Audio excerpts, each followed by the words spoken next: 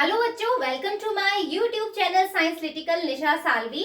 तो बच्चों, बहुत दिनों से हम वेट कर रहे थे कि फिक्स लॉ ऑफ डिफ्यूजन पढ़े, क्योंकि हमारा मेम्ब्रेन ट्रांसपोर्ट चैप्टर जो है या टॉपिक जो है वो शुरू हो चुका है सेल बायोलॉजी का।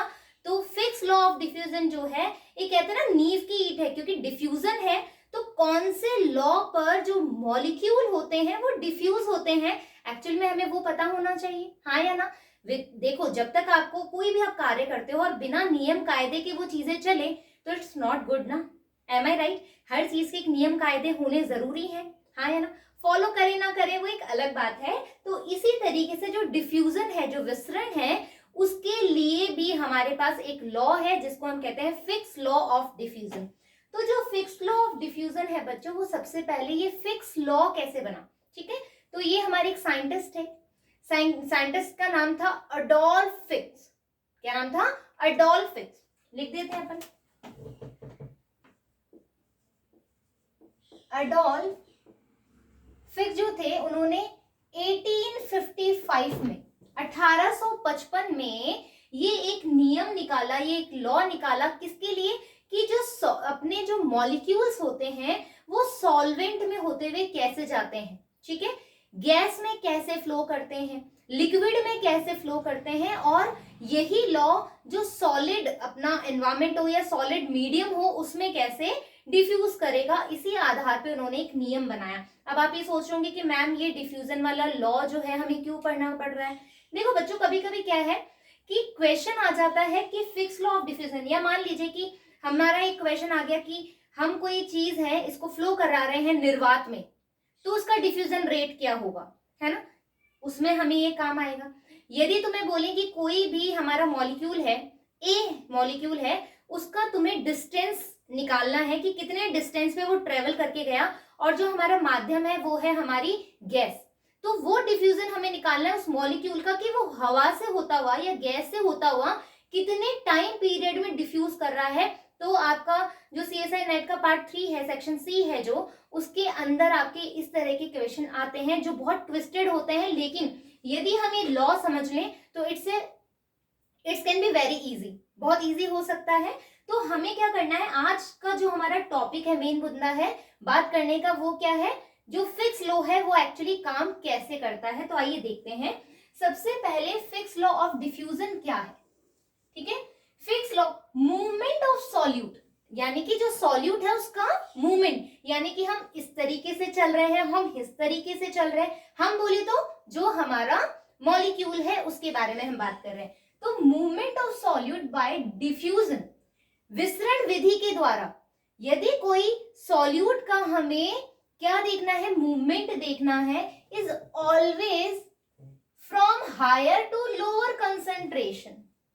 आपको पता है जब हमने पैसिव ट्रांसपोर्ट किया और उसमें डिफ्यूजन देखा तो हमने क्या बोला था, वहां पर हमें एनर्जी का रिक्वायरमेंट नहीं है, पहली बात। फिर हमने बोला था कि ये जो डायरेक्शन है जो जाएगा वो कहाँ जाएगा, हायर कॉन्सेंट्रेशन से लोअर कॉन्सेंट्रेशन में जाएगा। तो डिफ्यूजन भी हम क्या निकालेंगे कि जब कोई मॉलिक्यूल हायर कॉन्सेंट्रेशन से लोअर कॉन्सेंट्रेशन में पहुंचेगा तो कितना समय लेगा, क्या उसका कॉन्सेंट्रेशन ग्रेडियंट होगा, है ना, कैसे हम उसका फ्लक्स निकालेंगे, ये सब चीजें हमें इसी लॉ से पता लगती है। सो movement of solute by diffusion is always higher concentration to lower concentration and the rate of diffused, जो रेट है हमारे डिफ्यूजन की वो किससे हमें पता लगेगी, फिक्स लॉ ऑफ डिफ्यूजन से पता लगेगी, या फ्लक्स, रेट ऑफ फ्लक्स या रेट ऑफ मूवमेंट किससे पता लगेगा, हमें इस फिक्स लॉ ऑफ डिफ्यूजन से पता लगेगा। Is that clear? अब देखो, जो जे है, जो जे है ये क्या है, फ्लक्स है। क्या है ये? फ्लक्स है कि एक सॉल्यूट जो है, एक ये दो हमारे पास क्या है, दो हमारे पास कंपार्टमेंट है, दो बॉक्सेस हैं, इस बॉक्स में हमारे बहुत सारे मॉलिक्यूल्स पड़े हुए हैं और इन मॉलिक्यूल्स को हमें यहां पे पहुंचाना है, ठीक है। ये दो कंपार्टमेंट है, like this, fine, like this, ये हमारा एक कंपार्टमेंट है, दूसरा कंपार्टमेंट हमारी ये है, और ये मेरा मॉलिक्यूल है। इस मॉलिक्यूल को इस कंपार्टमेंट के इधर आने में एक तो वो किस तरीके से जाएगा, एनर्जी चाहिए या नहीं चाहिए, किस तरीके से इसका जो रेट ऑफ मूवमेंट है मैं बढ़ा सकती हूँ। Again repeat. सबसे पहले तो हम देखेंगे कि ये जो मॉलिक्यूल है, इस मेम्ब्रेन को, कंपार्टमेंट है, मेम्ब्रेन मान लो, इस कंपार्टमेंट में बहुत सारे मॉलिक्यूल है और मुझे इस कंपार्टमेंट में इन मॉलिक्यूल को लेकर आना है। तो मैं देखूंगी यहाँ के जो बहुत सारे मॉलिक्यूल है इसको क्रॉस करके किस तरीके से आए, कितने नंबर ऑफ मॉलिक्यूल्स आए, किस रेट से आए हैं, रेट यानी किस गति से आए हैं और कितना टाइम ले रहे हैं और कैसा ग्रेडियंट है, वो चीजें हमें पता लगानी है। तो मान लीजिए मॉलिक्यूल ट्रेवल कर रहे हैं, थोड़े समय बाद हमने देखा कि इस तरीके से यहाँ मॉलिक्यूल आ गए। अब ये हम क्या देखेंगे, सबसे पहले तो टाइम देखेंगे, ग्रेडियंट देखेंगे, जो इनका कॉन्सेंट्रेशन ग्रेडियंट था, पहले क्या था और अब क्या हो गया, वो चीज हम देखेंगे। तो वो फॉर्मूला क्या होता है, ये फॉर्मूला, इस फॉर्मूले से हम देखते हैं डी यहां पर क्या है, डिफ्यूजन कोएफिशिएंट क्या है, डी, यानी कि यहाँ पे डी जो दे रखा है कैपिटल में, ये क्या है हमारा डिफ्यूजन कोएफिशिएंट। फिर हम बोल रहे हैं डेल्टा सी, यानी कि कॉन्सेंट, जब डेल्टा आ जाता है दैट मींस यहाँ डिफरेंस की बात कर रहे हैं, पहले कॉन्सेंट्रेशन क्या था और बाद में कॉन्सेंट्रेशन क्या हुआ। तो C क्या है हमारा, कॉन्सेंट्रेशन ग्रेडियंट है, डिफरेंसेस है, और X क्या है, कितने टाइम में वो ट्रेवल किया है। यानी कि हम बोल सकते हैं कि ये डेल्टा C और डेल्टा X क्या रिप्रेजेंट कर रहा है, ये कर रहा है कॉन्सेंट्रेशन ग्रेडियंट का डिफरेंस शो कर रहा है। Again repeat, delta C and delta X क्या रिप्रेजेंट कर रहा है कि कॉन्सेंट्रेशन ग्रेडियंट, मान लो पहले 25 और बाद में 24 हो गया, तो एक का डिफरेंस आया, तो ये डिफरेंस जो आया है वो हम निकालेंगे डेल्टा एक्स और डेल्टा सी से।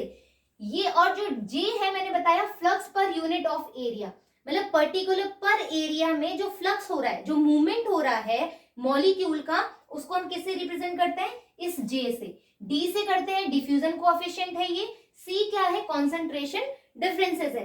एक और बात, यहाँ पर बच्चों माइनस का साइन लगता है, यहाँ पर क्या लगता है, एक माइनस का साइन लगता है। अब ये माइनस क्या है, ठीक है, माइनस क्या है।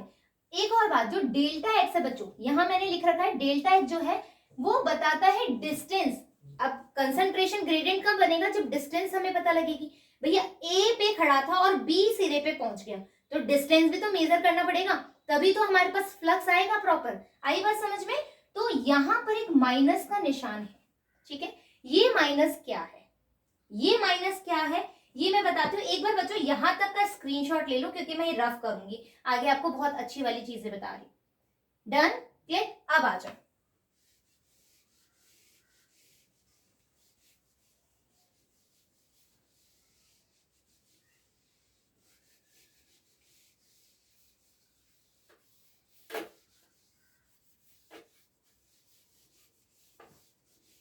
ठीक है, अब जब हमने फिक्स लॉ ऑफ डिफ्यूजन समझ लिया है, उसका फॉर्मूला ले लिया है, तो अब हमें जो क्वेश्चन है पहले तो है माइनस का। ये माइनस क्या रिप्रेजेंट कर रहा है, क्या फ्लक्स नेगेटिव हो सकता है या सिर्फ डिफ्यूजन की रेट माइनस बता रही। बच्चों देखो क्या होता है, एक ग्राफ अपन बनाए, यदि इस तरीके से जा रहा है ये ग्राफ, ठीक है, इस तरीके से ये ग्राफ जा रहा है, दैट मीन्स यहाँ पर जो ग्रेडियंट था, ग्रेडियंट क्या था, delta C upon delta X. यदि ये ग्रेडियंट जो है यहां से यहां पर आ गया, दैट मीन्स ये डिक्रीज हो गया। भाई एक समय बाद क्या होता है कि जब अपन कोई भी मॉलिक्यूल, देखो बच्चों, जब अपन कोई भी मॉलिक्यूल को पास कराते हैं गैसेस से, हम गैस एक मीडियम ले रहे हैं और ये गैसेस के द्वारा यहां से यहां पास हो रहा है, तो मान लो एक समय के बाद में कोई भी मॉलिक्यूल आगे नहीं बढ़ेगा, तो उस समय क्या होगा, जो कॉन्सेंट्रेशन ग्रेडियंट है वो क्या हो जाएगा, डिक्रीज हो जाएगा। और इस डिक्रीजनेस को, है ना, जो ये कम हो रहा है, इस कमी को हम इस माइनस से रिप्रेजेंट करते हैं। इसलिए जब अपन फ्लक्स की बात करें तो minus D delta C upon delta X से रिप्रेजेंट करते हैं। तो आपको पता होना चाहिए, तो हमारा फ्लक्स नेगेटिव नहीं है, जब हमारा कॉन्सेंट्रेशन ग्रेडियंट माइनस जाएगा तो जो डिफ्यूजन कोएफिशिएंट है वो माइनस हो जाएगा। वापस बता रही हूं, हमारा कॉन्सेंट्रेशन ग्रेडियंट धीरे धीरे कम हो जाएगा तो उस दौरान जो हमारा डिफ्यूजन कोएफिशिएंट है वो नेगेटिव होता है। ये आ गई बात समझ में। फिक्स लॉ का जो इक्वेशन था वो समझ में आ गया। अब ये किस किस पे डिपेंड करता है, दैट मीन जो रेट ऑफ मूवमेंट है, रेट ऑफ मूवमेंट है किसी भी मॉलिक्यूल की, किसी भी सॉल्यूट की, वो किस तरीके से डिपेंड करती है, किन किन चीजों पे वो डिपेंड करती है, ये हमें देखना है। तो आ जाओ, ये मैं रफ कर रही हूं, एक बार आप क्लिक कर लीजिए।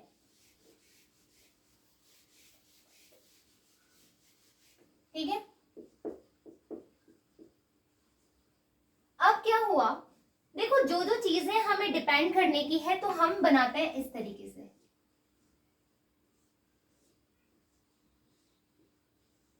फाइन, ये हमारा एक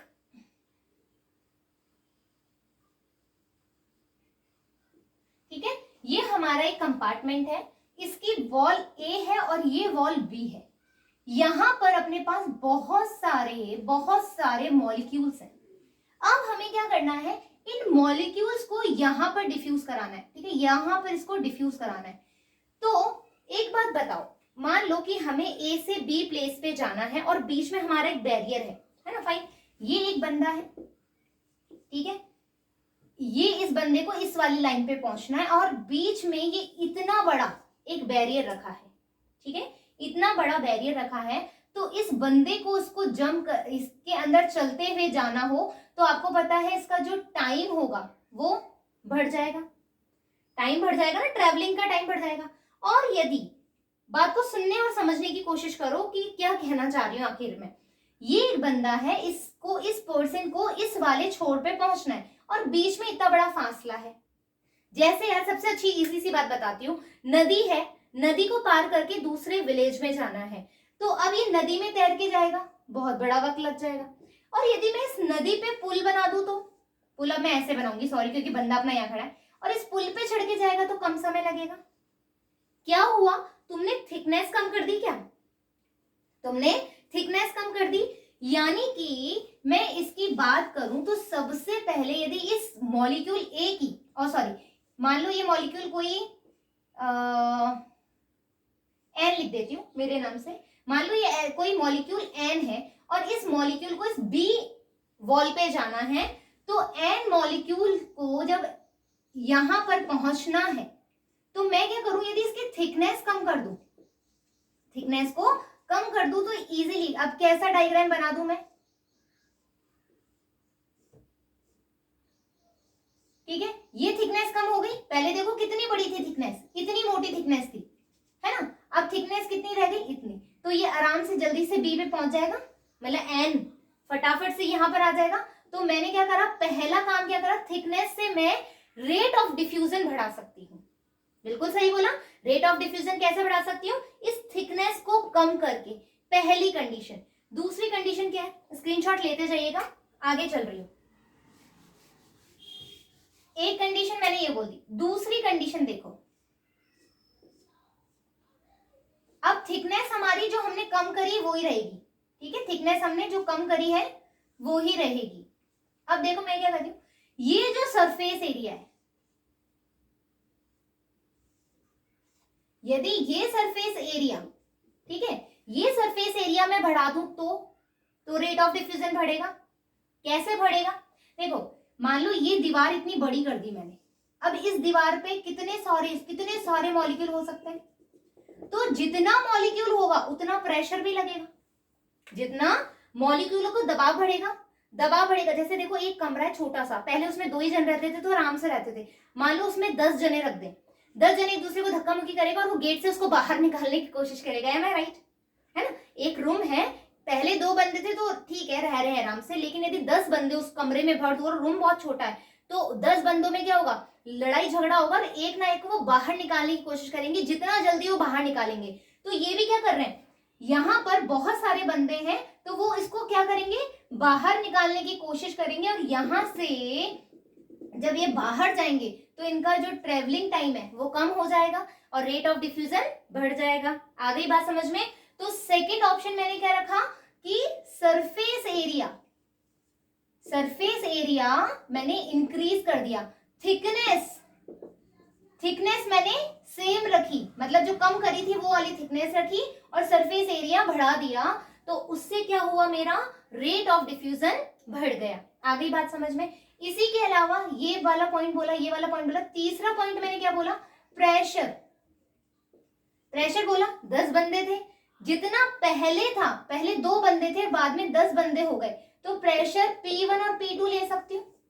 डिफरेंसेस भाई, पहले प्रेशर क्या था और बाद में जितने मॉलिक्यूल बढ़ेंगे सरफेस एरिया के अकॉर्डिंग उतना ही तो प्रेशर भी बढ़ेगा। जैसे गैस मॉलिक्यूल, अपन गैस मीडियम ले तो यहाँ पर क्या बढ़ेगा, प्रेशर बढ़ेगा। एम आई राइट, प्रेशर बढ़ेगा। कंटेनर बड़ा है और हम उसमें क्या कर रहे हैं, गैस का दबाव डाले जा रहे हैं, तो डिफ्यूजन रेट बढ़ेगा। Am I clear. तो यहां से यदि मैं रेट ऑफ मूवमेंट देखूं बच्चों, मूवमेंट है ना, रेट ऑफ मूवमेंट देखूं तो किस किस पे डिपेंड करेगा, P1 माइनस P2, यानी कि प्रेशर कितना था उसका डिफरेंस, एरिया कितना है, सरफेस एरिया, कितना डिफ्यूजन हुआ, मूवमेंट, हम रेट ऑफ मूवमेंट देख रहे हैं किसी भी सॉल्यूट की, तो कितना डिफ्यूजन हुआ, कितने समय में, ठीक है। या फिर हम बोल सकते हैं ये तो थिकनेस को शो कर रहा है बेटा, ठीक है, थिकनेस को शो कर रहा है। और मॉलिक्यूलर वेट, तुम्हें यदि जेल इलेक्ट्रोफोरेसिस आता हो तो अपन मॉलिक्यूलर वेट के हिसाब से वो करवाते हैं, उसका मूवमेंट कराते हैं। तो बच्चों सीधी सी बात है, एक कोई मोटा बंदा है और एक कोई पतला सा बंदा है, यदि उनमें रेस लगाई जाए तो प्लीज डोंट टेक पर्सनली, यहां पर सिर्फ एक एग्जांपल दे रही हूं ताकि आपको आराम से समझ में आए। यदि एक मोटा बंदा है, एक पतला बंदा है, यदि इन दोनों की रेस लगा दी जाए तो डेफिनेटली ये पतला होने की वजह से जल्दी दौड़ जाएगा, इसको थोड़ा सा प्रॉब्लम आएगा, ठीक है। तो हम क्या कह रहे हैं कि यदि मॉलिक्यूलर वेट जितना कम होगा, रेट ऑफ डिफ्यूजन उतना ही ज्यादा होगा, जितना मॉलिक्यूलर वेट कम होगा उतना ही रेट ऑफ डिफ्यूजन ज्यादा होगा। तो किस पे डिपेंड करेगा, मॉलिक्यूलर वेट पे भी डिपेंड करेगा। आ गई बात समझ में। इस तरीके से आज हमने क्या देखा, फिक्स लॉ ऑफ डिफ्यूजन देखा, फिक्स लॉ ऑफ डिफ्यूजन देखा। अब इस डिफ्यूजन से हमारे फैसिलिटेड डिफ्यूजन या फिर हम बोले पैसिव ट्रांसपोर्ट पे क्या क्या डिफरेंसेस आते हैं, या फिर ये फिक्स लॉ ऑफ डिफ्यूजन कहाँ काम आता है। सो नेक्स्ट वीडियो जो हम बनाएंगे उसमें हम देखेंगे कि पैसिव ट्रांसपोर्ट क्या है, पैसिव ट्रांसपोर्ट में फैसिलिटेड पैसिव ट्रांसपोर्ट क्या है, और यदि अपन फिक्स लॉ ऑफ डिफ्यूजन के अकॉर्डिंग सिंपल डिफ्यूजन और फैसिलिटेड डिफ्यूजन में कर्व बनाएंगे तो वो कैसा आएगा, ठीक है। आशा करती हूँ कि ये वीडियो आपको बहुत अच्छे से समझ में आया हो। यदि आपको इससे रिलेटेड कोई क्वेश्चन हो या मेरा आपको CSIR या नेट का कोई और टॉपिक पढ़ना हो तो आप मुझे कमेंट कर सकते हैं। जब तक धन्यवाद, जल्द ही मिलेंगे।